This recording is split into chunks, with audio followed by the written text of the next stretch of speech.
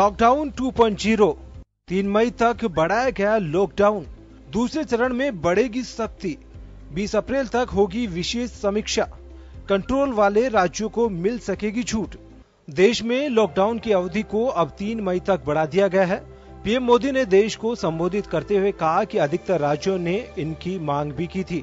PM Modi ने संबोधन की शुरुआत जनता को धन्यवाद देने के साथ की और कहा कि कोरोना के साथ देश की लड़ाई मजबूती से आगे बढ़ रही है। जनता के त्याग की वजह से कोरोना में होने वाले नुकसान को टालने में सफलता मिली है। भारत की लड़ाई बहुत मजबूती के साथ होने वाले नुकसान को काफी हद तक टालने में सफल रहा है। आप लोगों ने कष्ट सहकर भी अपने देश को बचाया है, हमारे इस भारतवर्ष को बचाया है। हालांकि लॉकडाउन के अगले चरण को लेकर सख्ती के संकेत भी दिए हैं। मोदी ने 20 अप्रैल तक मॉनिटरिंग की बात भी कही है। पीएम ने कहा कि जिन राज्यों में संक्रमण रोकने में कामयाबी मिलेगी, उनको 20 अप्रैल के बाद राहत दी जा सकती है।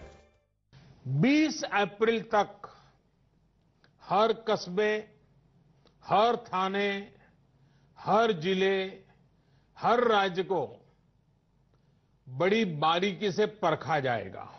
जो अपने यहां हॉटस्पॉट नहीं बढ़ने देंगे और जिनके हॉटस्पॉट में बदलने की आशंका भी कम होगी, वहां पर 20 अप्रैल से कुछ जरूरी गतिविधि, अनुमति, छूटछाट दी जा सकती है।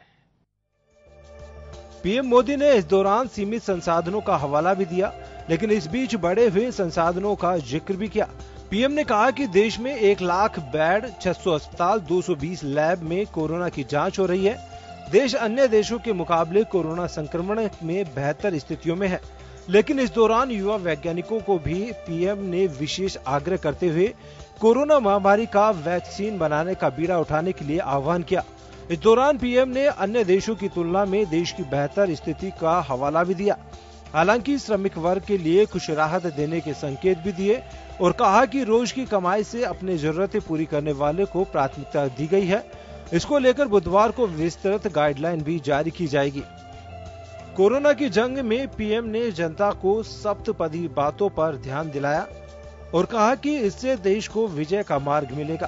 पीएम ने कहा कि आप 7 बातों में मेरा साथ दें ताकि कोरोना की जंग को जीता जा सके। 7 बातों में आपका साथ। ये सप्तपदी विजय प्राप्त करने का मार्ग है। विजय होने का हमारे लिए निष्ठापूर्वक करने वाला ये काम है। पीएम ने कोरोना की इस जंग में एक बार फिर जनता का सहयोग मांगा। साथ ही कहा कि देश को अभी भी आर्थिक नुकसान ज्यादा रहा है, लेकिन लोगों की जिंदगी के मुकाबले ये कोई मायने नहीं रखता है। बहरहाल अब देखना होगा कि कोरोना की इस जंग में लॉकडाउन का दूसरा चरण क्या रंग दिखाता है। ब्यूरो रिपोर्ट, जन टीवी न्यूज।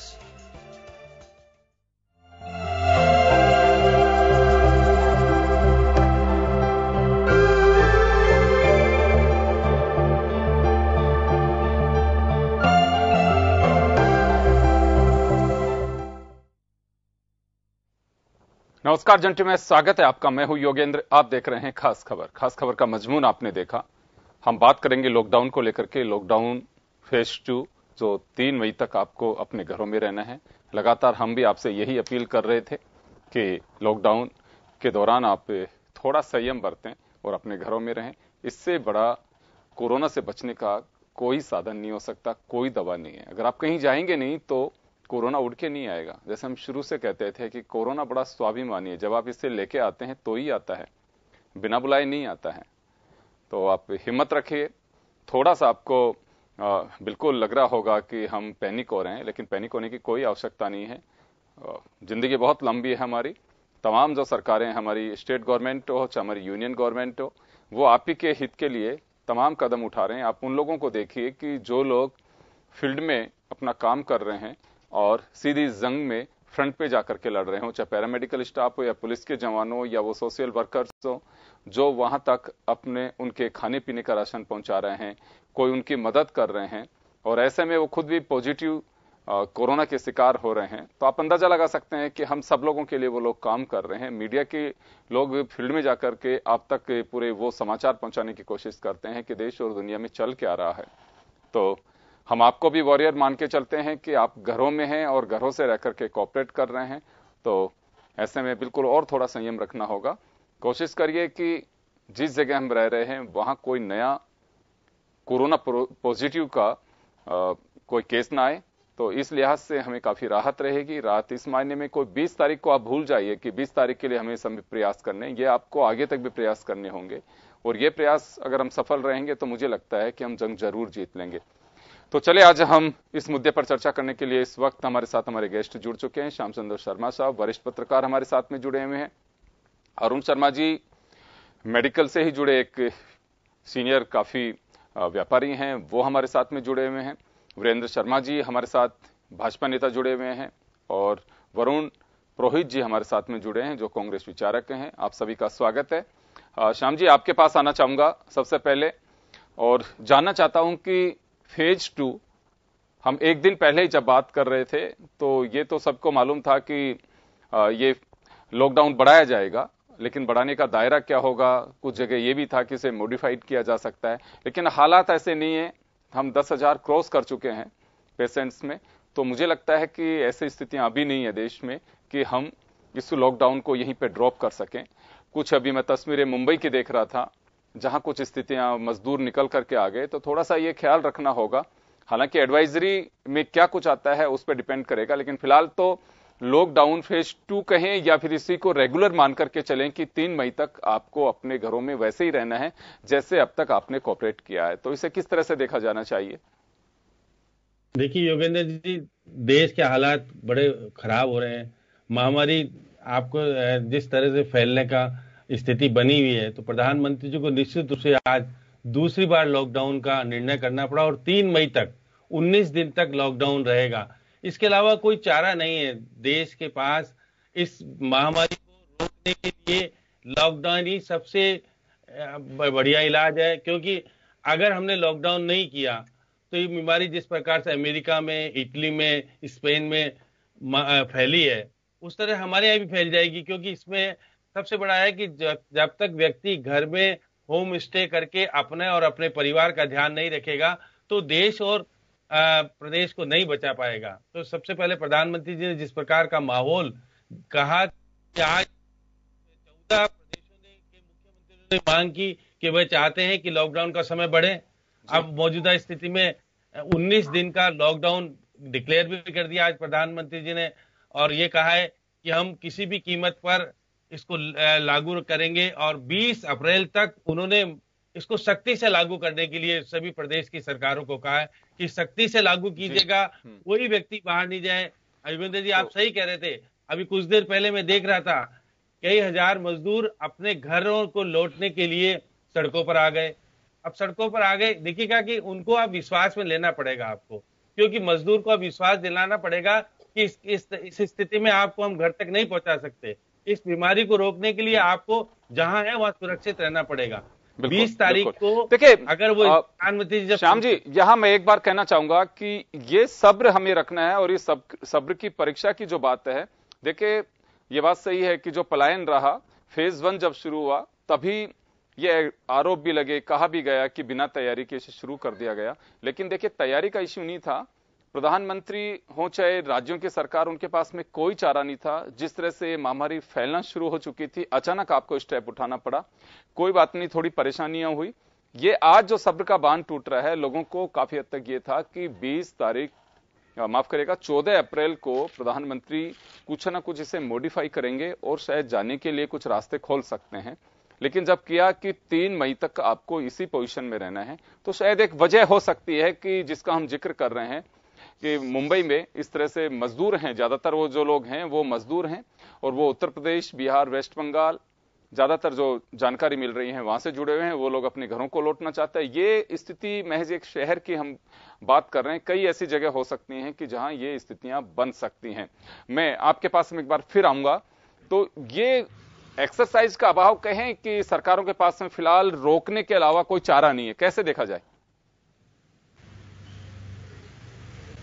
योगेंद्र जी, क्योंकि आपने कहा सही बात है कि हमारे पास कोई इलाज तो है नहीं। इलाज सबसे बड़ा हर व्यक्ति का यही है कि वो घर पे रहकर सुरक्षित रहे और लॉकडाउन रहे। देखिए, प्रधानमंत्री ने आज 7 बातें ध्यान में रख करके लोगों को लागू करने के लिए कहा है कि एक तो बुजुर्गों का ध्यान रखें, घर पर अपनी इम्यूनिटी को बढ़ाएं, इसके अलावा गरीबों की मदद करें, जहां पे भी गरीब है वहां पे उसको मदद करने का प्रयास करें, कोरोना को योद्धाओं का हम सम्मान करें। इसके अलावा आरोग्य साथ सेतु मोबाइल डाउन करके उसके जुड़ने का प्रयास करें। जिस प्रकार से 7 चीजों का ध्यान में रखते हुए लॉकडाउन का अगर रहेंगे तो कह सकते हैं कि आप इस महामारी को रोक पाने में सफल हो पाएंगे। अगर महामारी रुक गई तो ये प्रदेश, ये देश और आपका परिवार सुरक्षित रूप से बच पाएगा और हम पुरानी स्थिति में आ जाएंगे। मैं लौटूंगा तो ये श्याम जी आपके पास वापस लौटूंगा। मैं एक बार अरुण शर्मा साहब हमारे साथ में जुड़े हुए हैं, मैं उनके पास में जाना चाहूंगा। अरुण जी, प्रधानमंत्री ने एक बात कही है कि WHO की जो गाइडलाइन है, जब 10,000 के आसपास अगर केसेस हो जाते हैं तो हमें लगभग 1500 बेड की आवश्यकता पड़ती है। लेकिन आज भी हमें गर्व है कि पूरे मुल्क में हमने लगभग 1 लाख बेड की व्यवस्था की हुई है। 10,000 का आंकड़ा, यानी कि इसमें कोई डाउट नहीं कि हिंदुस्तान में इससे निपटने के लिए हम लोगों ने जो मेजर्स लिए हैं वो काफी फास्ट हैं, काफी हम आगे हैं उन मुल्कों से जो हमारे से काफी विकसित हैं, काफी आगे हैं। ये तो मुझे लगता है कि हमारे स्टेप का गर्व होना चाहिए, स्टेट गवर्नमेंट्स हो चाहे केंद्र सरकार हो। दूसरा, अभी जो कमी की बात की जा रही है कि अभी भी बहुत सारी चीजों की, वैक्सीन की, जैसे उन्होंने कहा है कि वैक्सीन को लेकर के आगे आए। मेडिकल फील्ड से आप जुड़े हुए हैं, हम कहां अभी पिछड़ रहे हैं और क्या हमारी तैयारी है? क्योंकि आज अगर डॉक्टर्स के रेशो के देखें तो बड़ी मुश्किल की बात है। 0.1 जो WHO की गाइडलाइन है उसके अनुसार हमारे पास में 0.8, माफ करिएगा, 0.8% डॉक्टर हैं जो पैरामीटर होता है उसके लिहाज से। तो बहुत पीछे हैं हम, एक भी नहीं दे पा रहे हैं हम तो उस हिसाब से। तो इस परिस्थिति को निपटने के लिए, क्योंकि आप मेडिकल फील्ड से जुड़े हुए हैं, तो किस तरह की तैयारी जो हमारी रही, हम मान के चलें कि सफिशिएंट थी, बहुत बढ़िया थी, इससे बेहतर नहीं हो सकती थी, या कुछ खामियां रही हैं?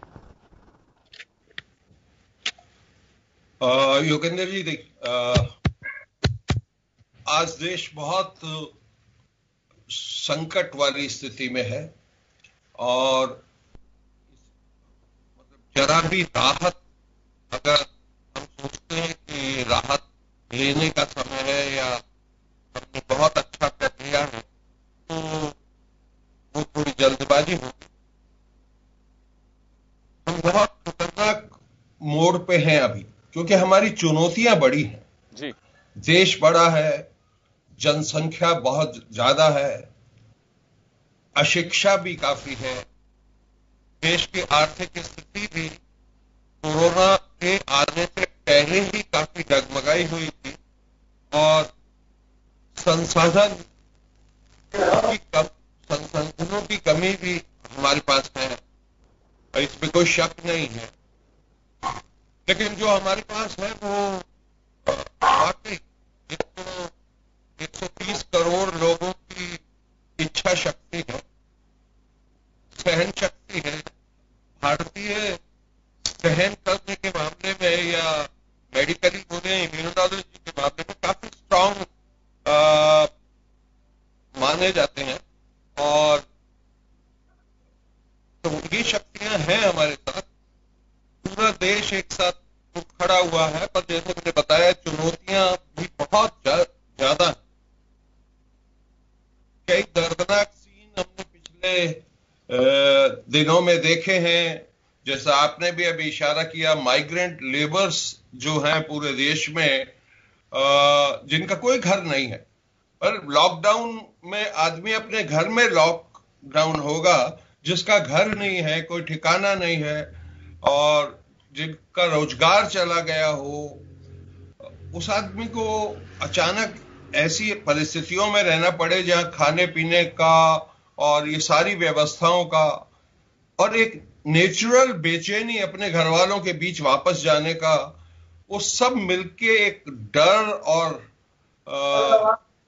संयम खो देने वाला जैसा सीन है। उस क्षेत्र में हमारी तैयारियां थोड़ी पहले से ठीक होती। 23 तारीख को घोषणा करने से 4-5 दिन पहले भी अगर उनकी मेंटल कंडीशनिंग की जाती, उनको काउंसिल किया जाता, उनके लिए जगह बना दिया जाते। सारे शहरों में स्कूल खाली पड़े हुए हैं, फैक्ट्रियां खाली हैं, स्टेडियम खाली हैं, उनके रहने का इंतजाम, उनके राशन आदि का भरोसा, उनको मतलब ये यकीन दिलाना बहुत जरूरी था। अरुण जी, सरकार में आप हैं वहां मुंबई में, तो आप सलाह दीजिए, आपके मुख्यमंत्री जी आपके संगठन के माध्यम से उनको सलाह दीजिए कि किसी प्रकार से स्थिति ठीक करें, वो समझाएं आप, क्योंकि सरकार भी आप। चलिए, मैं वरुण पुरोहित जी के पास जाना चाहूंगा। वरुण पुरोहित जी के पास ऐसा है, मैं श्याम जी अरुण जी आऊंगा, लौटूंगा आपके पास। आज मैंने तो कम से कम ये निश्चय किया हुआ है कि आपकी, हमारी, भाजपा, कांग्रेस, ये आज के दिन हम नहीं करेंगे तो अच्छा है। मुझे काफी गर्व है कि बहुत सीमित साधनों के बावजूद भी जिस तरीके से राज्य सरकारों ने, जो कि फ्रंट लाइन पे हैं, सारा काफी बोझ उन पे है ये सब नियंत्रण करने का और व्यवस्थाएं करने का। तो मैं बड़े गर्व से कह सकता हूं कि राजस्थान में यहां का जो पुलिसकर्मी है, डॉक्टर्स हैं, मेडिकल के और पैरामेडिकल के लोग हैं, सभी लोगों ने मिलके उदाहरण लायक काम किया है, संसाधन कम होते हुए भी। चलिए, मैं लौटूंगा आपके पास में। मैं वरुण पुरोहित जी के पास जाना चाहूंगा। वरुण पुरोहित जी के पास में वरुण जी के पास में जाना चाहूंगा मैं। वरुण जी, दो बातें देख रहा हूं मैं भी कांग्रेस की। सोनिया गांधी जी ने एक तो कहा है कि हमें कोऑपरेट करना है, घरों में रहना है। इस वक्त देश के सामने बड़ी चुनौती है और इसमें इफ एंड बट का कोई सवाल नहीं होता है। जिस दिशा में हम काम कर रहे हैं, सरकारें काम कर रही हैं, बहुत अच्छा काम कर रही हैं और इस दिशा में हमें कोऑपरेट करना है। दूसरा, मैं ट्वीट देख रहा हूं प्रियंका गांधी और राहुल गांधी का। उनका यह कहना था कि थोड़ा डिले किया है सरकार व्यवस्थाओं को लेकर के, पहले से अगर मुस्तैद रहती तो ऐसे हालात नहीं बनते। तो दो बातें कांग्रेस की निकल करके आ जाई हैं। एक तरफ उन्होंने सीधा हमला भी किया है राहुल गांधी जी ने प्रधानमंत्री नरेंद्र मोदी और उत्तर प्रदेश के मुख्यमंत्री योगी आदित्यनाथ पर। जी योगेंद्र जी, इसमें हमला की कोई बात ही नहीं है, ना कोई राजनीति की बात है। इतना बड़ा इश्यू है जिसके लिए अगर आप इफ्स एंड बट्स नहीं निकालोगे, एनालिसिस नहीं करोगे, तो ये कोई बात थोड़ी है कि कोई भी चीज मोदी जी करे जाए या सरकार करे जाए, आप कुछ बोलोगे नहीं, बोलते ही आपके तो राजनीति हो गई। अगर डॉक्टर बताता है ये दवाई सही है, ये नहीं है, तो ये राजनीति थोड़ी हो गई है। अब सोनिया जी ने सही प्रश्न उठा रहे हैं, उसको कोई एड्रेस ही नहीं कर रहे प्रधानमंत्री। कभी थाली कटोरी बजाओ, कभी मोमबत्ती बजाओ, पूरा देश साथ में रहा। अनेकता में जो हमारे एकता रही है, हिंद की विशेषता, वो हमेशा से नहीं है, आज तो पैदा हुई नहीं है। जितने संकट आए तो पब्लिक झेलती है। आज देखो, व्यापक गरीबी, अशिक्षा होने के बावजूद हिंदुस्तान की जनता ने इतनी जागरूकता और अनुशासन दिखाया है। लेकिन आप देखिए, HCQ डॉक्टर साहब बैठे हुए हैं, जो क्लोरोक्विन की टैबलेट है वो भारतीय डॉक्टरों ने इलाज निकाला। अब वो आप पहले अमेरिका ने धमकी दी, अमेरिका को देख रहे हो, जबकि ट्रंप बोलता है इंडिया फर्स्ट, तो कोई नेता बोलेगा ही नहीं। ये तो नेताओं की जिम्मेदारी है कुछ ना कुछ। आप क्रिटिसिज्म थोड़ी कर रहे हैं कोई कांग्रेस का नेता। अब आज राहुल गांधी जी के आप ट्वीट की बात कर रहे हो, आज भी इतने दिन बाद जब सेकंड लॉकडाउन आपने चालू किया है, उसके बाद भी आज 149 10 लाख के ऊपर इतने टेस्ट कर पा रहे हो। आपके PPE किट जो है आपने चाइना से मंगाई, तमिलनाडु सरकार ने, वो बीच में से ट्रांसफर हो गया, अमेरिका के पास चली गई। भैया, अमेरिका की दादागिरी के आगे आप क्यों झुक रहे हो? आपको नहीं थी क्या जरूरत? ऐसी बहुत से पॉइंट है, उसको बोलना तो जरूरी है। आज लॉकडाउन करते जाओगे और आप कमियों को नहीं बताओगे, उजागर नहीं करोगे, तो सरकार कैसे चलेगी? कोई भी चीज, इलाज कैसे होगा? आज डॉक्टर नर्सों के आप देखो कितना, आपको पत्रकारों को इतना सल्यूट करने का मन करता है मेरा दिन भर, जो अपनी जान हथेली पे लेके परिवार वालों की बात नहीं मान के आप पूरे देश के लिए चल रहे हो। आप सोनिया गांधी ने क्या कहा, बिल्कुल सही कहा सोनिया गांधी जी ने। आज आप प्रियंका जी की ट्वीट की बात कर रहे हो, प्रियंका जी ने कहा भाई 5 लोगों की मृत्यु के बाद उनकी रिपोर्ट आ रही है, उसको आप फास्ट करिए टेस्टिंग को। टेस्टिंग ही तो है इसका इलाज। जब तक पूरी टेस्टिंग नहीं होगी, व्यापक टेस्टिंग नहीं होगी, आपको पता ही कैसे लगेगा कोरोना वायरस कहां कहां फैल गया। अब डॉक्टर साहब, जितनी तो मुझे ज्ञान नहीं है, पर मुझे पता है कि वायरस में एंटीबायोटिक्स ज्यादा असर नहीं करती है, कोई भी वायरस आता है। अब ये कोई मॉडिफाइड वायरस आते जाएंगे। रही बात आर्थिक स्थिति की, अरुण जी ने बहुत अच्छी बात कही, आर्थिक स्थिति तो नोटबंदी से चरमरा चुकी थी भारत की। अब ये कोरोना से और हो गई। आपको आर्थिक स्थिति में भी देखना होगा, जहां पे अब किया है सरकारों ने। राजस्थान सरकार तो सबसे ज्यादा मॉडल पूरे विश्व में चल रहा है। अशोक गहलोत जी की सरकार का तो सारी दुनिया तारीफ कर रही है। हमने सबसे पहले लॉकडाउन स्टार्ट कर दिया था। लेकिन अब ये क्रेडिट डिस्क्रेडिट लेने की बात नहीं है, या हमको सबको सोचना होगा अच्छी बात कैसे है। इसका इलाज कोई संभव नहीं है। बिल्कुल क्लोरोक्विन बिल्कुल आप अमेरिका बिल्कुल में वरुण जी, आज बहुत हमारे अच्छी यहाँ बात है। टेबलेट मैं लौटूंगा आपके पास में, मैं लौटूंगा आपके पास में। वीरेंद्र शर्मा जी के पास में जाना चाहूंगा। वीरेंद्र जी, ये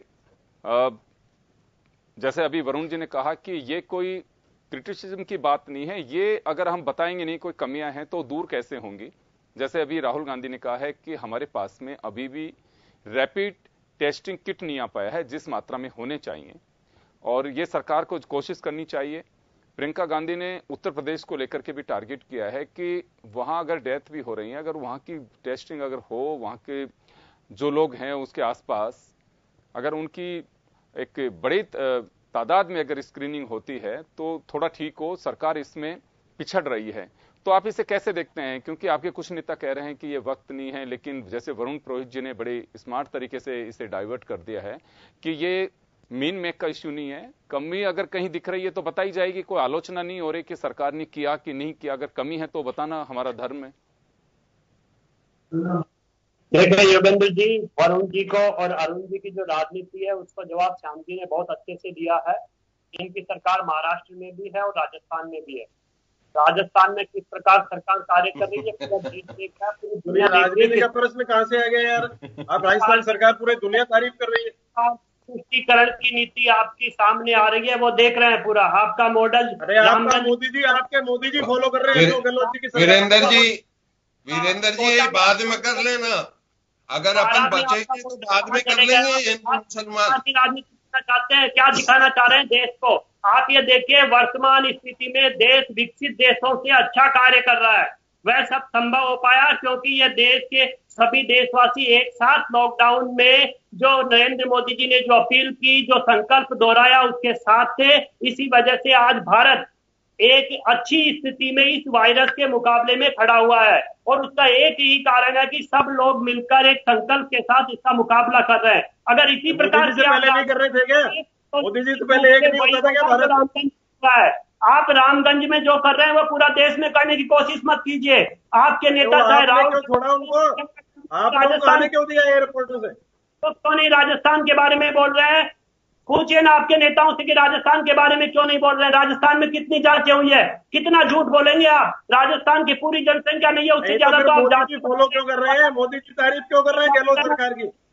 आपकी जो नीतियां है, आपकी जो कार्रवाई है, वो रामगंज में देख चुके हैं कैसे आप तुष्टीकरण की नीति अपना रहे हैं। और रही बात नरेंद्र मोदी जी के लॉकडाउन की, तो जो लॉकडाउन किया समय पे किया, उसकी पूरी वाहवाही पूरे विश्व में हो रही कि भारत को अगर बचाने का कार्य किसी ने किया है तो नरेंद्र मोदी जी की सरकार ने किया, यहाँ की प्रदेशों की सरकार ने किया। मैं योगेंद्र जी पुनः कहना चाहूंगा, जब ये महामारी प्रारंभ हुई थी तब हमारे नेताओं ने कह दिया था कि राजस्थान सरकार जो भी कार्य करेगी हम उसके साथ हैं। लेकिन जिस प्रकार की राजनीति यहाँ पे कह दिया था, महामारी तो 30 जनवरी को आ गई थी हिंदुस्तान के अंदर। आप तो नमस्ते ट्रंप का प्रोग्राम करा रहे थे सर। इस बीमारी के भयंकर विपदा में आ चुका है। रामगंज की हालत देखिए आप, कोटा में हालत देखिए, बाराअंता में हालत देखिए, बांसवाड़ा के कुशलगढ़ में जाके हालत देखिए, झुंझुनू की हालत आपने क्या कर दी है।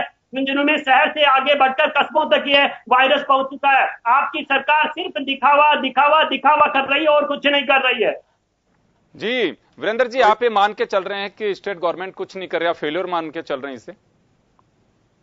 निश्चित रूप से जिस प्रकार के रामगंज के केस निरंतर सामने आ रहे हैं, इनकी तुष्टीकरण की नीतियां जो सामने आ रही है, और जिस प्रकार ये किसी की आवा भगत कर रहे हैं और किसी को बिल्कुल नेग्लेक्ट कर रहे हैं, इस प्रकार की नीतियां अगर निरंतर रही तो मैं समझता हूं राजस्थान का आने वाला समय हमें बहुत भारी होने वाला है। आम जन परेशान है तुष्टीकरण की नीति के कारण। मैं जानना चाहता है क्यों ये छुपा रहे हैं कि आपकी पार्टी के सीनियर नेता है, नेता प्रतिपक्ष, क्यों छुपाना चाह रहे हैं इनकी सरकार, कांग्रेस सरकार?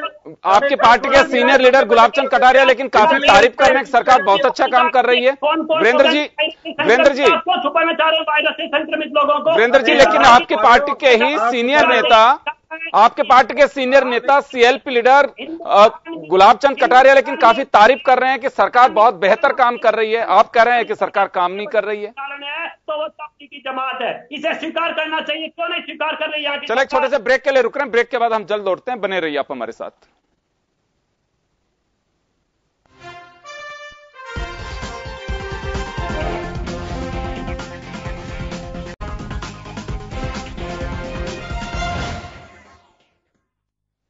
ब्रेक के बाद एक बार फिर आपका स्वागत है। आप देख रहे हैं खास खबर। बात कर रहे हैं हम कोरोना की जद में जकड़े हिंदुस्तान को एक बार फिर लॉकडाउन का सामना करना पड़ेगा। फेज 2 जिसे हम कह सकते हैं, या कहें कि फेज 1 खत्म ही नहीं हुआ तो फेज 2 क्या 1 ही मान के चलिए कि हम 25 तारीख से और 3 मई तक, 25 मार्च से 3 मई तक हम लॉकडाउन के जद में रहेंगे।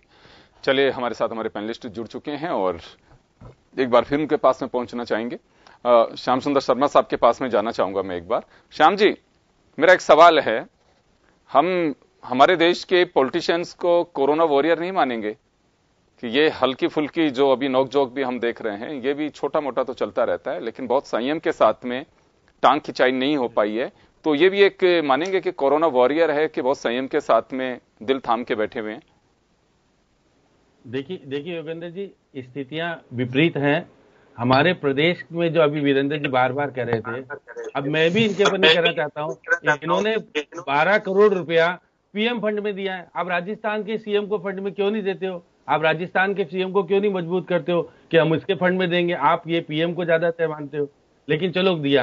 राजस्थान के 13 जिलों में हालात खराब है, इसमें दो राय नहीं। राजस्थान जयपुर में सबसे भयंकर स्थिति रामगंज की हो रखी है।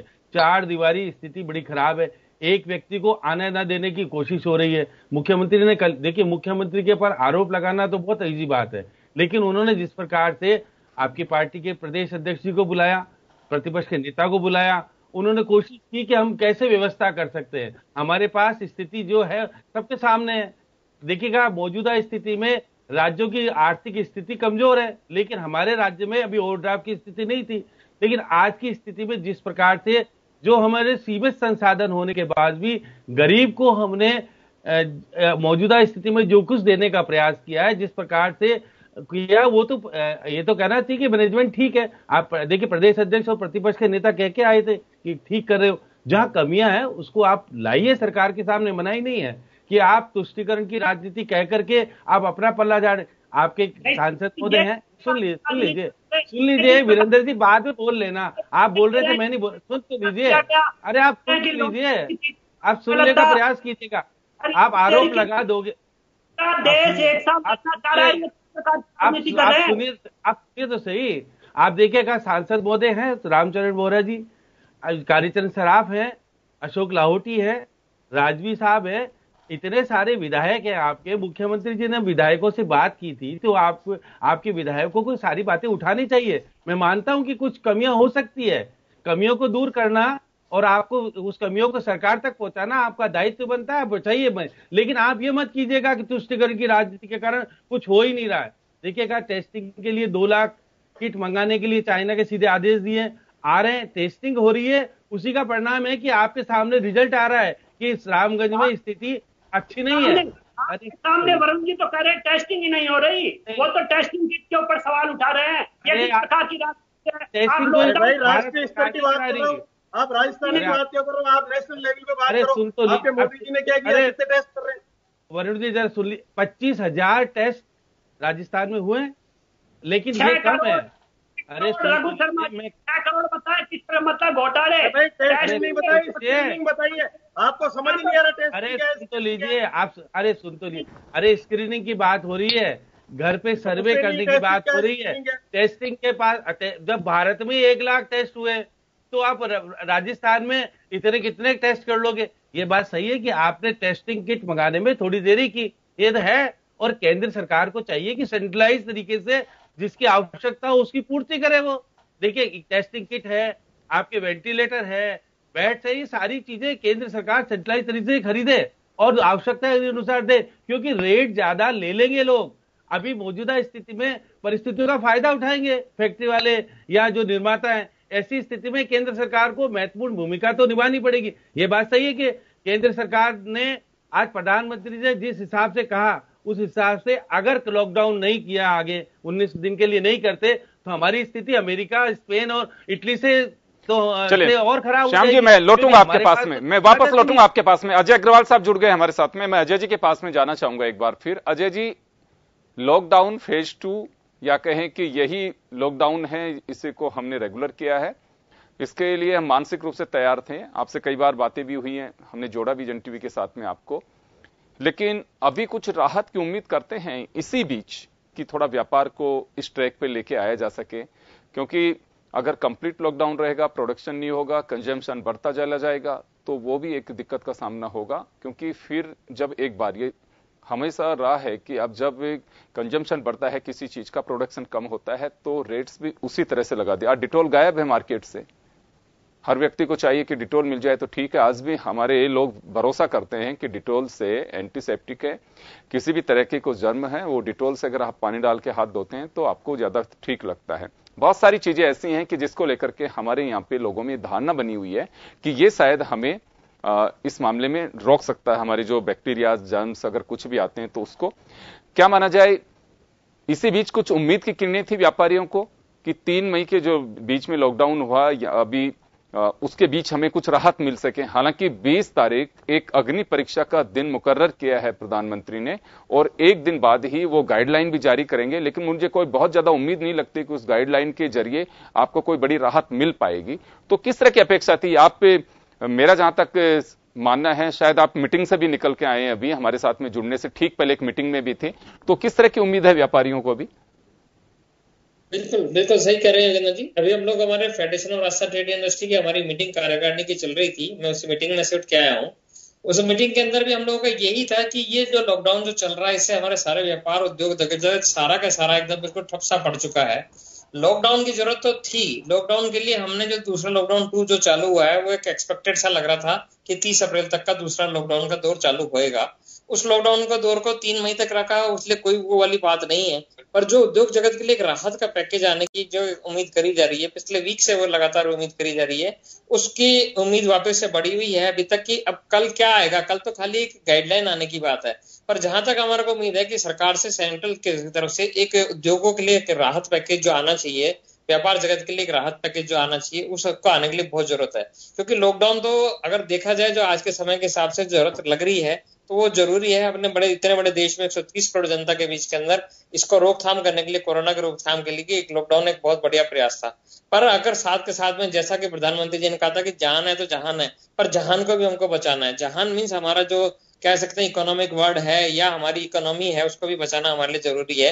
तो उसके हिसाब से हमारे को अभी उम्मीदें थी कि कुछ ना कुछ हमारे साथ में रिलैक्सेशन चले जाएगा।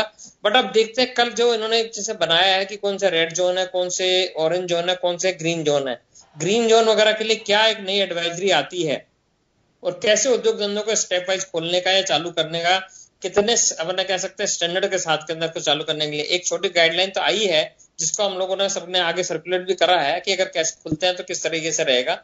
एक बार कल एडवाइजरी में क्या आता है उसके लिए उम्मीद है। और 20 तारीख से हमारे को उम्मीद है कि कहीं ना कहीं उद्योग जगत को एक बार लाइन पे लाने के लिए एक बड़ी कोशिश की जाए, और उससे पहले एक बड़ा राहत पैकेज हमारे को छोटे, जिसमें एमएसएमई यूनिट्स, छोटे व्यापारी जगत के लिए और इस सारे व्यापार जगत के लिए आने के लिए बहुत ज्यादा जरूरत है हमारे को। जी चले, मैं वीरेंद्र शर्मा जी के पास में जाना चाहूंगा। वीरेंद्र जी, एक सवाल है मेरा। सवाल यह है कि जैसे भी श्याम जी ने कहा कि आपकी पार्टी के प्रदेश अध्यक्ष भी गए, आपने सीधा एक सवाल जो खड़ा किया है कि तुष्टीकरण की राजनीति और ये तमाम बातों का जिक्र किया है। बहुत सारी बातें होंगी इसमें। आप जिस तुष्टीकरण और तबलीगियों की बात जिस ओर लेकर के जाना चाह रहे थे, वह बात फिर वहां पे भी आती के रहती है कि इनको परमिट किसने किया निजामुद्दीन में, क्यों सरकार ने परमिशन दी? लॉकडाउन के बीच ही महाराष्ट्र सरकार खारिज कर चुकी थी कि हम ये आयोजन नहीं होने देंगे। उसके बाद भी ऐसी क्या आवश्यकता पड़ी थी? दिल्ली के अंदर गृह मंत्रालय के अधिकारियों ने उन्हें परमिशन दी। कांग्रेस इस बात की डिमांड भी कर चुकी है। ये इस वजह से आ रही है कि आपने बात तुष्टीकरण की है। इस वजह से मुझे लग रहा था कि ये शायद राजनीतिकरण नहीं होगा इस मामले का, लेकिन आपने सीधा ही एक क्वेश्चन किया है, तो इसकी कोई जांच होनी चाहिए कि वास्तव में उनको परमिशन किस आधार पर दी गई।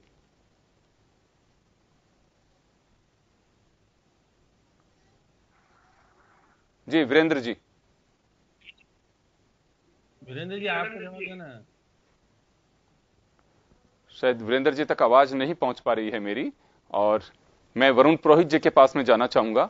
वरुण जी, किसी भी चीज की कमी ढूंढना बहुत अच्छी बात है, बताना चाहिए, मीडिया भी यही काम करता है कि हकीकत जो है वो, लेकिन दो बातें होती हैं, एक तो कमी बताना, एक कटाक्ष के रूप में सरकार पे आरोप मढ़ना, दोनों में बड़ा अंतर होता है।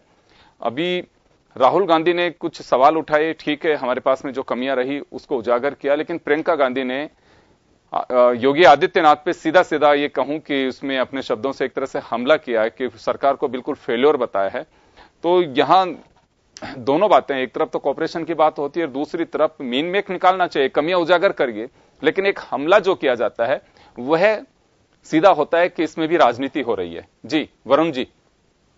योगेंद्र जी, इसमें हमला या राजनीति का प्रश्न नहीं है। ये जो बात आप कह रहे हो, आपके जो जहन में आया है, ये प्रश्न इसलिए आया है, इन्होंने प्रोपोगंडाइज्म शुरू कर रखा है। हर चीज मैंने किया, देश को तबाह कर दिया। पहले कहे रोटी रोजगार का संकट कर दिया, चाय पकौड़े तल लो, ये कर लो, अब आप थाली कटोरी बजा लो। इससे कोई इलाज होता है क्या? यूपी की बात इसलिए की गई है कि 5 पेशेंट की डेथ हो गई, उसके बाद रिपोर्ट आ रही है। तो आपकी क्या व्यवस्था थी? आप टीवी पे, चैनल पे, सब पे कर रहे हो, योगी आदित्यनाथ जी ने ये कर दिया, वो कर दिया, ये कर दिया। इतना प्रोपोगंडा हो रहा है पिछले दिनों से। तो वो 5 जो मनुष्य चले गए हैं, उनके बाद रिपोर्ट आ रही है, तो फिर आपकी अव्यवस्था ही है, टेस्टिंग की व्यवस्था ही नहीं है। इसलिए प्रश्न उठ रहे हैं, और प्रश्न उठाओ तो फिर राजनीति हो गई। प्रश्न उठाए नहीं आदमी, जो ये कहीं जैसे करते जाए, कैसे चलेगा ये चीज? अब लॉकडाउन आज मोदी जी की सुन कौन रहा है? मुझे आप बताओ। 11 स्टेटों ने पहले ही लॉकडाउन कर दिया। अगर इनको निर्णय लेना था, आज इन्होंने कोई इकोनॉमिक, जैसे अजय अग्रवाल जी ने कहा कोई पैकेज नहीं, माइग्रेंट लेबर के लिए जो गरीब आदमी, अभी मेरे पास ब्यावर से एक सीनियर नेता का उनका फोन आया था, इंडस्ट्रियलिस्ट का, बलदवा जी का। वो कह रहे हैं बेचारे सैकड़ों की तादाद में लेबर जो है जगह जगह पड़े हुए भामाशाहों से, कब तक उनको रोटी खिलाओगे? किसी की वाइफ किधर है, किसी का बच्चा किधर है, उनको लाने ले जाने की कुछ तो व्यवस्था करोगे। अलग अलग कब तक पड़े रहेंगे? वो कोई उन्होंने अनाउंस नहीं किया, कोई पैकेज इंडस्ट्री के लिए कुछ नहीं किया। आज रेलवे के आरक्षण हो रहे थे, उसके टिकट आप वापस उनको काटने पड़ रहे हैं। तो आप ये क्या व्यवस्था आपकी प्लानिंग नहीं हो रही क्या 2-3 महीने से अब तक? पहले लॉकडाउन से आपने कोई सबक नहीं लिया, तो आप सेकंड लॉकडाउन से पहले तो ये चीजें लाते। अब अगर कोई ट्वीट करता है, कोई प्रश्न उठाता है, तो आप कहते हो साहब राजनीति हो रही है। इसमें कौन सी राजनीति है? और प्रियंका जी ने प्रश्न उठाया, यूपी की महामंत्री इंचार्ज है, उन्होंने सही उठाया। उसमें आप खुद बताओ कि 5 आदमी मर जाते हैं, उसके बाद टेस्टिंग की रिपोर्ट आ रही है। तो अब इसका मतलब अभी तक 1.5 महीने में हम टेस्टिंग ही टाइम से नहीं कर पा रहे, जबकि कोरिया में, सिंगापुर में वो फटाफट टेस्टिंग कर रहे हैं। अभी बात कर रहे हैं तुष्टिकरण की। अब तबलीगी जमात की सुप्रीम कोर्ट से जांच कराने में इनको क्या प्रॉब्लम है? सुप्रीम कोर्ट के रिटायर्ड जज से जांच करा दो आप तुरंत से, उसमें क्या प्रॉब्लम है? तबलीगी जमात का आदमी इकट्ठा होता है, गृह मंत्रालय दिल्ली केंद्र सरकार के हाथ में, फिर वो 2049 आदमी आप उनको जाने भी देते हो। आज रामगंज की बात करते हो, रामगंज सील कर दिया।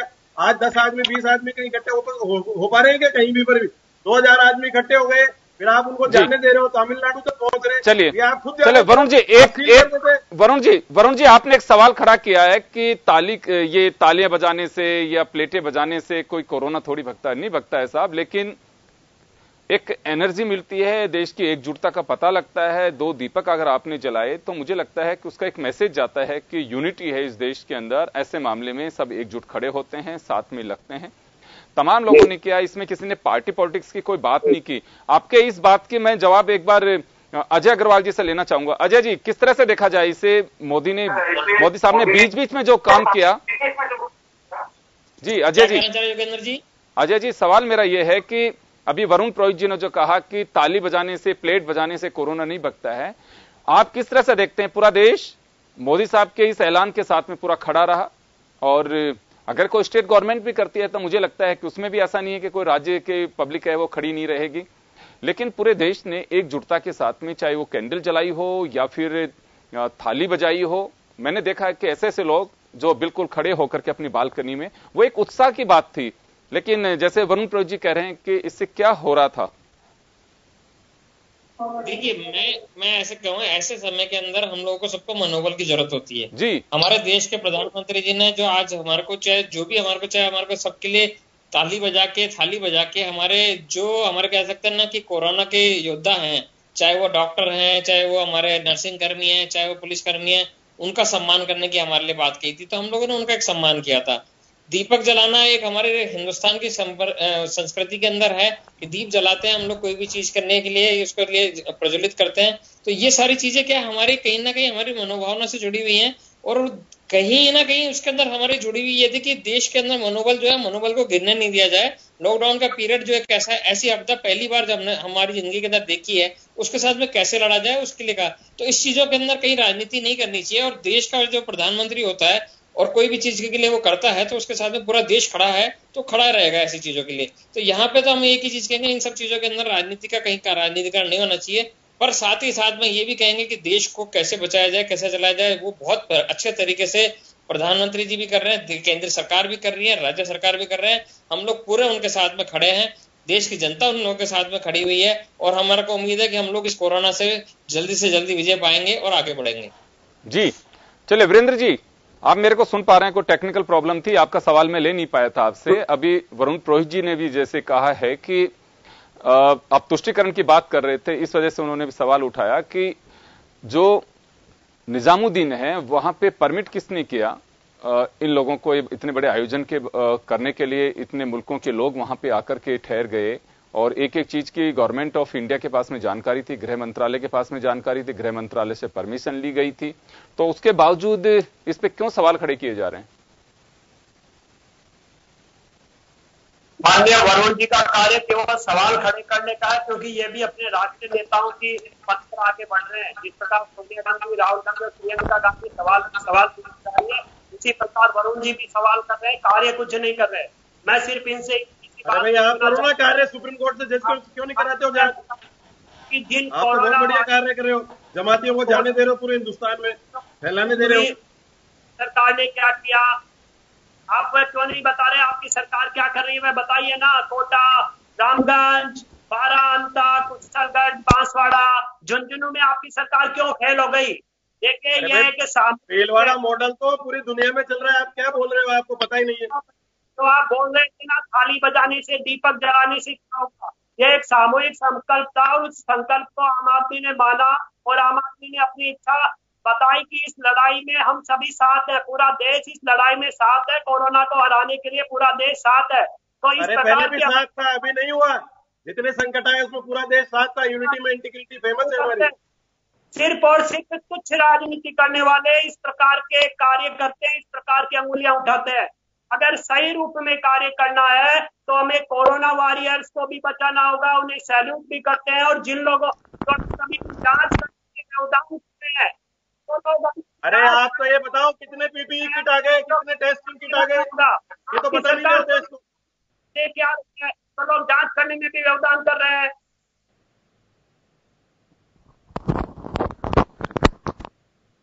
जी चलिए श्याम जी, आपके पास आना चाहूंगा एक बार मैं।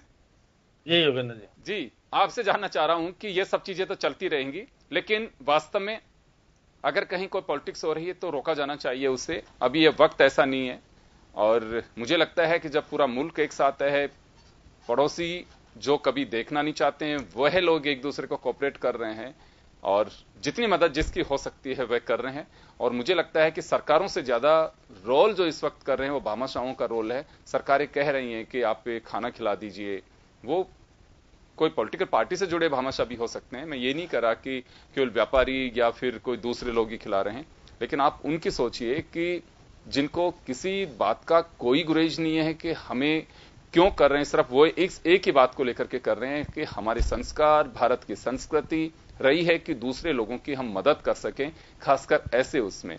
आज मुझे नहीं लगता कि जैसा कि मुझे जानकारी मिल रही है राजस्थान के लिहाज से, शायद कोई भूखा सोता हो, बहुत मुश्किल है ऐसा। कोई बात एक अलग है कि जैसे कई बार खाना हमारे पास भी होता है, किस्मत में नहीं होता, हम खा नहीं पाते हैं। अदरवाइज मुझे नहीं लगता कि ये कोई खाना खाए बिना अगर कोई आज जयपुर में सो पा रहा हो तो बहुत मुश्किल है, ऐसा मुझे लगता नहीं है। कितने लोग खड़े हुए हैं खाना खिलाने के लिए, जानवरों को, मवेशियों को, पक्षियों को, सबका पूरा ख्याल रखा जा रहा है। किस तरह से देखा जाए कि वास्तव में केवल सरकारों के भरोसे लोग काम कर रहे हैं कि खुद आगे निकल के भी आ रहे हैं? देखिए योगेंद्र जी, ये निश्चित रूप से कहा जा सकता है कि सरकार ने, आज प्रधानमंत्री जी ने साहब कहा कि हमारे पास सीमित संसाधन है, और सीमित संसाधन के अनुसार हम किस प्रकार से इस महामारी को निपटे, ये आज देश के सामने स्थिति है। अगर लॉकडाउन नहीं करते तो आज 9,283 लोग तक सीमित नहीं रहती है बीमारी। ये अमेरिका की तरह जिस प्रकार से 2 लाख लोग वहां पीड़ित हो गए। हमारा भारत तो 130 करोड़ जनसंख्या वाला देश है। यहाँ तो जिस तरह से बढ़ता है तो कुछ कहने की स्थिति नहीं बनती। तो मैं कह रहा हूँ प्रधानमंत्री जी ने दूसरी बार लॉकडाउन किया है, हमने सबने समर्थन किया है, 14 राज्यों के मुख्यमंत्रियों ने समर्थन किया है। हमारे मुख्यमंत्री जी ने भी कहा है जैसा केंद्र करेगी हम उसके अनुरूप काम करेंगे। केंद्र सरकार का कहीं विरोध नहीं है, मुख्यमंत्री जी की तरफ से यही नहीं है कि केंद्र सरकार ने जो कुछ गाइडलाइन दी है उसके अनुसार। देखिए मुख्यमंत्री जी ने परसों की रात को कहा था कि जो हमारे ऐसे मजदूर हैं जो बाहरी राज्यों के हमारे यहाँ मौजूद हैं, 1 लाख मजदूर हैं, हम चाहेंगे कि उनको पहुंचाने की कोई व्यवस्था हो जाए, केंद्र सरकार स्वीकृति दे दे। लेकिन केंद्र सरकार ने स्पष्ट रूप से मना कर दिया। आज प्रधानमंत्री जी ने साफ कहा कि 20 तारीख तक कोई व्यक्ति ना आएगा ना जाएगा, सख्ती से कर्फ्यू को लागू किया जाएगा, क्योंकि इसको रोकना सबसे बड़ा लॉकडाउन है और कोई तरीका नहीं है कि हम किसी तरह से रोक लें। श्याम जी, आप जो बात कर रहे हैं, आप जो बात कर रहे हैं, अभी मुंबई की जो घटना जिसका हम जिक्र कर रहे थे, वहां पे बड़ी संख्या में मजदूर निकल करके और स्टेशन की ओर दौड़ पड़े हैं। अभी आदित्य ठाकरे का मैं बयान देख रहा था, वह ये कह रहे हैं कि हमने 2 दिन पहले केंद्र सरकार को लिखा था, बात की थी रेलवे मंत्रालय से कि आप इनको पहुंचाने की कोई कोशिश कर दीजिए, एक बार ये अपने गंतव्य तक पहुंचे तो ठीक रहेगा। किस तरह से देखा जाए ये, देखिए वैसे तो कहीं ना कहीं 2 बातें हैं, या तो वास्तव में वहीं पे रखना होगा या फिर इस तरह से अगर लोग निकल करके आएंगे तो जैसे कई दिन तक हम लोगों ने तस्वीरें देखी जिससे तकलीफ भी होती थी कि लोग पलायन करके पैदल जा रहे हैं। अगर कोई व्यक्ति पैदल 400-400, 500-500 किलोमीटर जा रहा है तो उसकी पीड़ा का आप अंदाजा लगा सकते हैं। वो टूट रहा है अंदर से, उसको भरोसा नहीं है कि मैं यहां रह पाऊंगा कि नहीं रह पाऊंगा। मैं देख रहा था सूरत के अंदर, आप देखिए आगजनी की घटनाएं हो गई, उन लोगों का भरोसा दे रहा है, जो जवाब है वो टूट रहा, माफ करेगा, जो भरोसा है वो टूट रहा है। उन लोगों का साफ कहना है कि आपने खाना दे दिया, 12 बजे आप खाना दे रहे हैं, रात को 9 बजे खाना दे रहे हैं, खाने से काम नहीं चलेगा हमारे साथ में जो बच्चे उनको दूध भी चाहिए, हमारे को नहाने के लिए पानी भी चाहिए, रहने के लिए जगह भी चाहिए, वो तमाम जो चीजें हैं जिसका अभाव है। इस वजह से मुझे लगता है कि आम आदमी की जरूरत की जो चीजें हैं वह अगर नहीं मिल पाती हैं तो उसका सब्र टूट जाता है। तो ये जो भीड़ का नजारा देखें, इसे 2 बातों में किस तरह से देखा जाए, या तो नेग्लिजेंसी रही सरकारों की, या फिर ये कहें कि उनका जो सब्र है वह टूट रहा है। उनको लग रहा था कि 14 अप्रैल को शायद राहत मिल पाएगी, जैसे समाचार पत्रों में एजेंसीज में चला कि मॉडिफाई करके इस लॉकडाउन को आगे बढ़ाया जाएगा। क्या माना जाए जब इसमें कह दिया गया कि बिल्कुल सख्त रहेगा 3 मई तक, तो ये सब्र टूटता हुआ देखा जाए इसे? देखिए योगेंद्र जी, बात सही है कि मुंबई में घटना हुई, सूरत में हुई और काफी जगह पे घटना हो रही है, लेकिन जिम्मेदारी आज जैसे केंद्र सरकार अगर आज खोलने की बात होती तो ये देखिए जो मजदूर हैं, आज मुंबई से कोई व्यक्ति अगर पॉजिटिव कहीं दूसरी जगह चला गया तो स्थिति क्या बनेगी। इसलिए कोशिश है कि अभी 20 तारीख तक आप उसको मजदूर को जहां पर आप मजदूरी आप कराते हो, तेलंगाना का देखिए उदाहरण, तेलंगाना के मुख्यमंत्री जी ने कहा कि हमारे विकास पुरुष हैं, हम अगर उनको ये ध्यान रखिएगा जब आपकी जरूरत है उस मजदूर को काम में लेते हो, आज आज वो काम नहीं कर पा रहा है इसलिए आप उसको बेकार मान करके कह रहे कि चले जाओ अपने प्रदेश में, तो आप आने वाले समय में जब आपको मजदूरों की जरूरत पड़ेगी तो आएगा कहां से मजदूर। ऐसी स्थिति में राज्य सरकार का दायित्व बन जाता है कि वो उन मजदूरों को करे व्यवस्था, किसी प्रकार से रोकने के लिए हम व्यवस्था नहीं करेंगे तो हमारी स्थिति बहुत खराब होने वाली है। जिस गांव में जाएंगे वहां किस प्रकार, जिस गांव में जाएंगे क्वारंटाइन करने के लिए 14 दिन का समय चाहिए, वो रहेंगे नहीं। आप देखिएगा ओमान का एक व्यक्ति जयपुर में रामगंज में आया, 106 लोगों को संक्रमित कर गया और आज हम 441 लोग वहां पर इस कोरोना से पीड़ित मिल गए, पॉजिटिव मिल गए। तो आज हमारी स्थिति खराब हो रही है, कारण यह है कि हम इस बीमारी को रोक नहीं पाएंगे, इसलिए लॉकडाउन करने का हमारा ध्येय यही है कि जहां पर है वहां पर रहें। अब मैं मानता हूं कि कुछ परेशानी आएगी, 100% परेशानी आएगी, लेकिन समय की कमी है। श्याम जी मैं रोकना चाहूंगा, टाइम कम है श्याम जी, मैं रोकना चाहूंगा। तो कुल मिलाकर के यही है कि सरकारें जिस दिशा में काम कर रही हैं वो आपके भले के लिए काम कर रही हैं, आपको भरोसा रखना चाहिए और आपको कोऑपरेट करना चाहिए। बात ठीक है कि आपका सब्र जवाब दे रहा है, आपका भरोसा टूट रहा है कि मेरा क्या होगा, लेकिन आप यकीन करिए कि हिंदुस्तान में जो होगा सब ठीक होगा। आपके साथ राज्य सरकारें खड़ी हैं, आपके साथ गवर्नमेंट ऑफ इंडिया खड़ी है, यहाँ के हर भामाशाह आपका पड़ोसी आपके साथ में खड़ा है, लेकिन आपको थोड़ी हिम्मत रखनी होगी, क्योंकि ये जंग तभी जीती जा सकती है कि जब आप गाइडलाइन को फॉलो करेंगे, लॉकडाउन को ना तोड़ेंगे और एक भरोसा रख करके अपने घरों में रहेंगे, तो मुझे लगता है कि हम इस जंग को जीत सकते हैं। और अगर इसी तरह से हम टूटते रहे और हम अपने आगे अगर यूं ही बढ़ते रहे, और अगर भगवान ना करे अगर आप में से कोई पॉजिटिव है, तो आप सोचिए कि वो संक्रमण कितने लोगों को आपके साथ में संक्रमित कर सकता है। इसका आपको ख्याल रखना होगा। तो बस फिलहाल तो यही कह सकते हैं कि आप सब्र रखिए, हिम्मत रखिए, आपके साथ पूरा देश खड़ा है और आप कोऑपरेट करिए। बहुत बहुत शुक्रिया आप सभी का। खास खबर में इतना ही, दीजिए इजाजत, नमस्कार।